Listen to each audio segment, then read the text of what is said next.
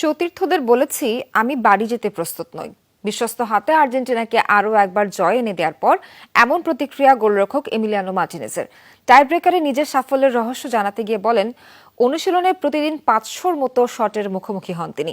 এদিকে গোলরক্ষকের প্রশংসা করলেও দলের পারফরমেন্সে খুশি নন কোচ। আরও একবার দলে ত্রাণকর্তা গোলরক্ষক এমিলিয়ানো মার্তিনেজ।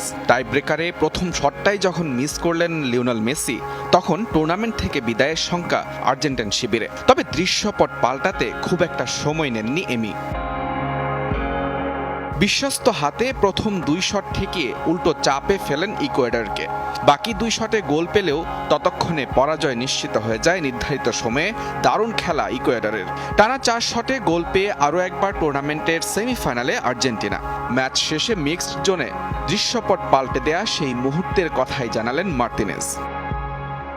সতীর্থদের বলেছি, আমি বাড়ি যেতে প্রস্তুত নই। যদিও এত সমর্থকের আগমনে আমি কিছুটা আবেগাক্রান্ত হয়ে পড়েছিলাম। আমার পরিবারও কাছাকাছি ছিল। এগুলো জীবনের বিশেষ মুহূর্ত। এই দল আরও সামনে এগিয়ে যাওয়ার মতো।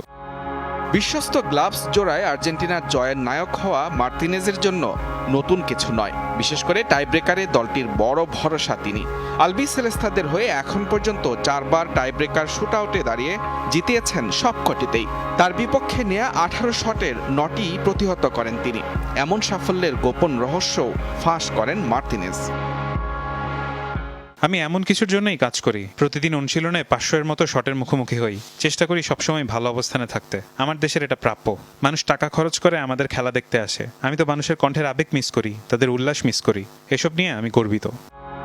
টাইব্রেকারে জিতলেও ম্যাচে শিষ্যদের পারফরমেন্সে খুশি হতে পারেননি আর্জেন্টাইন কোচ লিওনেল স্কালোনি। তবে প্রশংসা করেছেন গোলরক্ষক মার্তিনেজের। আমরা অবশ্যই খুশি, তবে ম্যাচটা আমি উপভোগ করিনি। টাইব্রেকারে দলের সবাই অন্ধভাবে গোলরক্ষকের উপর বিশ্বাস রেখেছিল।